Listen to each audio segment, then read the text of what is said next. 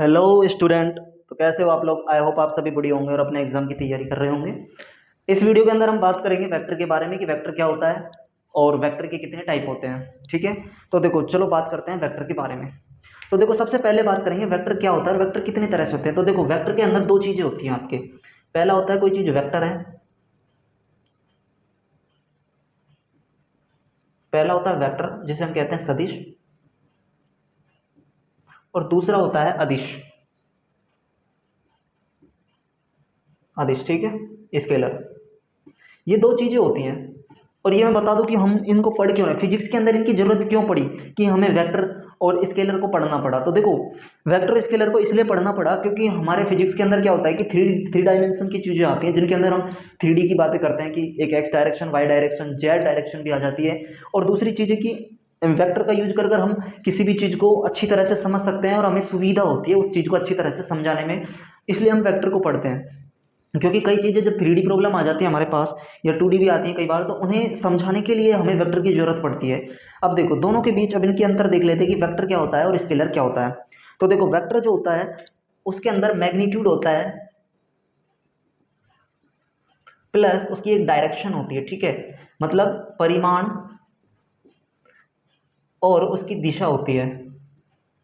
ठीक है, वेक्टर उन्हें कहते हैं जिनकी अपना एक परिमाण होता है और अपनी एक दिशा होती है। उन राशियों को हम वेक्टर राशि कहते हैं या सदिश राशियां कहते हैं। और जिनके अंदर जिनका क्या होता है, मैग्नीट्यूड होता है। मैग्नीट्यूड होता है लेकिन मैग्नीट्यूड तो होता है लेकिन उनकी कोई डायरेक्शन फिक्स नहीं होती। डायरेक्शन उनकी कोई फिक्स नहीं होती, अर्थात उसकी कोई डायरेक्शन नहीं होती, तो उनको हम कहते हैं अदिश राशियां। अब इनके अंदर अंतर देख लेते हैं। जैसे कि ये राशियां मैग्नीट्यूड बोले तो मैग्नीट्यूड का मतलब होता है 2 न्यूटन को, जैसे फोर्स लेके चलते हैं बल, दोनों को हम बल से समझ लेते हैं। तो देखो बल एक सदिश राशि है, जबकि इसे सदिश राशि इसलिए कहते हैं क्योंकि इनकी जो इनका परिमाण और दिशा दोनों होती हैं, जबकि अदिश राशि का क्या होता है, परिमाण होता है, दिशा नहीं होती। और इसके एग्जाम्पल देख लेते हैं हम। जो सदिश राशि होती है उसके एग्जाम्पल हैं आपके फोर्स हो गया, इसके एग्जाम्पल बहुत है। फोर्स हो गया आपका, डिस्प्लेसमेंट विस्थापन हो गया आपका, और आपका त्वरण हो गया, वेग हो गया। ऐसे कई एग्जाम्पल हो गए। और इसके अंदर की बात करें तो इसके अंदर हो गया धारा। धारा एक अदिश राशि होती है, धारा हो गया, विभव हो गया। ऐसे कई एग्जाम्पल है। तो इसके अंदर भी ये दोनों राशियां होती है, मतलब इनकी दिशा और जो परिमाण है वो दोनों होते हैं, जबकि इनका दिशा और परिमाण दोनों नहीं होते। वो सॉरी, दिशा नहीं होती, इनका परिमाण होता है। अब देखो धारा जो होती है ना, वो करंट जो होता है वो एक वेक्टर क्वांटिटी दिखना चाहिए क्योंकि इसकी जो मैग्नीट्यूड और डायरेक्शन हमारे पास दोनों होती हैं, फिर भी ये स्केलर क्वांटिटी होती है। क्यों? क्योंकि ये लिख देते हैं, क्योंकि ये जो करंट होता है ना वो एक हमारे पास होता है वेक्टर सम लो। वेक्टर सम लो अर्थात जो चीजें, जो भी, ये भी सारी क्वांटिटी, ये जो भी है, ये इस लॉ को फॉलो करती है। मतलब कोई भी चीज को वेक्टर बनने के लिए हमें उसे सबसे पहले वेक्टर सम लॉ फॉलो करना पड़ेगा। अगर वो वेक्टर सम लॉ फॉलो नहीं करती है तो हम उसे सदिश राशि नहीं कह सकते, क्योंकि वेक्टर सम लॉ क्या है। देखो वेक्टर सम लॉ के बारे में आप नेक्स्ट वीडियो के अंदर समझेंगे, जिसके अंदर हमने इसे इसके आपने पढ़ा होगा कि त्रिभुज का नियम, ट्रायंगुलर लॉ, ट्रायंगुलर लॉ पढ़ा होगा, पैरेललोग्राम, समांतर चतुर्भुज का नियम पढ़ा होगा। फिर अब नेक्स्ट बात करते हैं इसके टाइप के बारे में कि वेक्टर के कितने टाइप्स होते हैं और इसे कितने क्या क्या भागों में, कौन कौन से भागों में बांटा गया है। तो type of vectors. Equal vector, अब बात करेंगे इक्वल वेक्टर क्या होता है। तो इक्वल वेक्टर वे वेक्टर होते हैं जिनकी डायरेक्शन और मैग्नीट्यूड दोनों समान होते हैं, इक्वल होते हैं। मान के चलो कि ये हमारे पास कोई एक वेक्टर है ए, ठीक है, और उसी के ए की डायरेक्शन में ये भी है बी, बी वेक्टर, लेकिन इनका जो मैग्नीट्यूड है वो इक्वल है। देखो ये भी इक्वल है और ये भी इक्वल है, तो दोनों और ए की डायरेक्शन में है, इसलिए इन्हें हम इक्वल वेक्टर कहते हैं। वे वेक्टर जिनकी जो डायरेक्शन होती है और मैग्नीट्यूड होता है वो समान होते हैं, वो वेक्टर इक्विवेलेंट वेक्टर कहलाते हैं। उस इसके बाद आता है आपका जीरो वेक्टर, शून्य सदिश, शून्य सदिश जीरो वेक्टर। जीरो वेक्टर, अब ये क्या होता है, देखो जीरो वेक्टर क्या होता है, जिसका मैग्नीट्यूड आपके पास जीरो आ जाए। मैग्नीट्यूड आपके पास जो परिमाण है, जो उसका परिमाण है वो जीरो आए हमारे पास, उसे हम जीरो वेक्टर कहते हैं। और जिसका परिमाण हमारे पास वन बन के आता है, जिसका मैग्नीट्यूड हमारे पास, जिसका मैग्नीट्यूड हमारे पास वन निकल के आ जाए, एक आता हो, जिसका परिमाण हमारे पास एक होता है ना, उसे हम कह देते हैं unit vector. Unit vector, unit vector इकाई सदिश, सुना ही होगा आपने इसके बारे में, इकाई सदिश, इसे कहेंगे हम इकाई सदिश, ठीक है।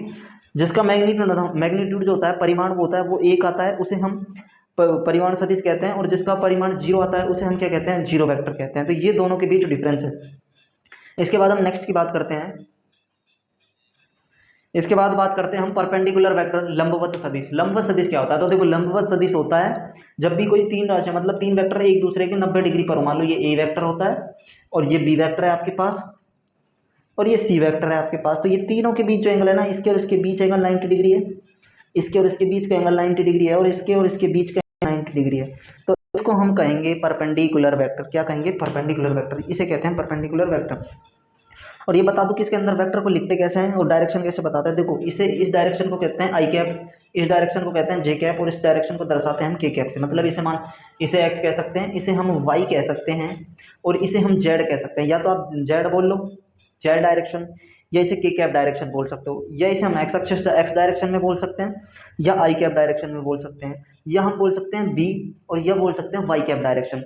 तो ये तीनों यही होती हैं, एक चीज़ होती है। अब इसे लिखने के लिए हम लिखते हैं, आपने कई बार सुना होगा, जैसे मान लो आर कोई रिजल्टेंट वेक्टर है, परिमाण सदिश है, उसका क्या निकलेगा, उसे लिख सकते हैं हम एक्स आई कैप प्लस वाई जे cap plus Z K cap. तो इस तरह से दर्शाते हैं, मतलब कि एक्स जो है वो आई कैप के डायरेक्शन में है, प्लस वाई जो है वो वाई है वो जे कैप के डायरेक्शन में है, और जेड है वो के कैप के डायरेक्शन में है। इसको हम इस तरह से लिख सकते हैं, या इसे दूसरे तरीके से भी लिख सकते हैं, हम दूसरे तरीके से लिख सकते हैं, आर वेक्टर बराबर A I cap plus B J cap plus Z K cap. तो ये भी एक ही चीज़ है, क्या बोले कि ए I cap B J cap और जेड के कैप, तो ये भी एक ही चीज़ होता है। तो इसके बाद हम बात करते हैं, अब बात करते हैं पोलर वेक्टर, ध्रुवीय सदिश। ध्रुवीय सदिश क्या होता है, तो देखो ध्रुवीय सदिश उसे कहते हैं जिसका प्रारंभिक बिंदु और अंतिम बिंदु नियत होता है, मतलब उसका इनिशियली पॉइंट एंड जो फाइनल पॉइंट होता है वो क्या होता है आपके पास, कांस्टेंट निकल के आता है। तो देखो उसका जो प्रारंभिक बिंदु होती है वो प्रारंभिक बिंदु initial point and final point are constant, ठीक है।